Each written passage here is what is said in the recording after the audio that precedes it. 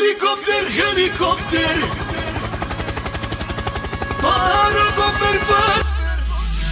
Good day mates, so welcome back to another video. Today we are unboxing the landline Kirby Copter. So without further ado, let's begin.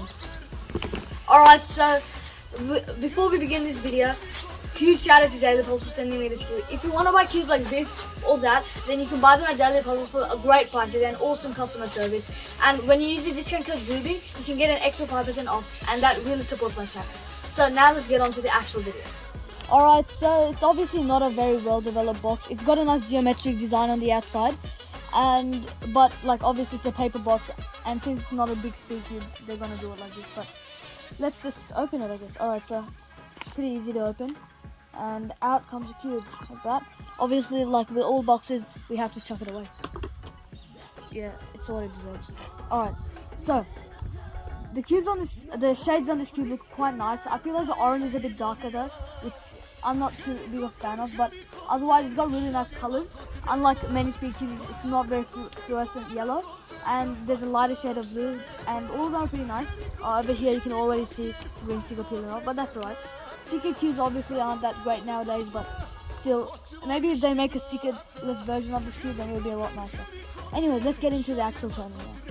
Alright, so let's just do first turn. So basically what this cube does, it turns on the edges. So this is an edge, and it turns on that edge, like that, on the side. Yeah, it's really cool. Unlike the regular 3x3, where it turns around the centers, like that, this cube turns on the edges. So you can mix the cube up like that, and then you just move all centers. Turning, by the way, isn't that, it's alright. It's not silky at all, but it doesn't take too much force. Maybe sometimes you get locks up, but otherwise it's not magnetic. You wouldn't expect it from a non-speed cube, but it would have helped a lot with adjustment. And yeah, so now I've scrambled it all up now. Another very cool thing this puzzle can do is it can shapeshift. So if we turn it along an axis like that, not all the way, we can also move this edge as well, and that shapeshifts the puzzle. And you can move it back, and you can keep shapeshifting it until it gets bandaged, and it is now unsolvable in this state and unmovable as well. Alright, so now that we've got it all looking crazy like this, let's actually try to solve it. Alright, so I think the first step would be to make it into a cube shape. So let's do something like that. It's quite intuitive, but also it is quite annoying. So I'll have a go with it right now. Now that I've made it into a cube shape, it will be a bit easier. But since I've jumbled it now, it's called jumbling when you shapeshift it like that, it's going to be a lot harder to solve than normal. So I think first thing we do, let's do a layer by layer approach. So we hold it, the edges like that.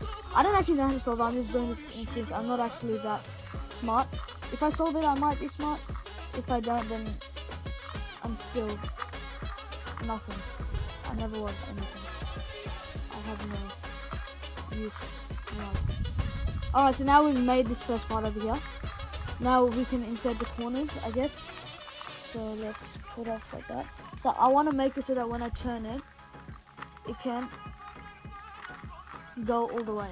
Alright, so now that this matches up, yeah? And now we'll move on to another one.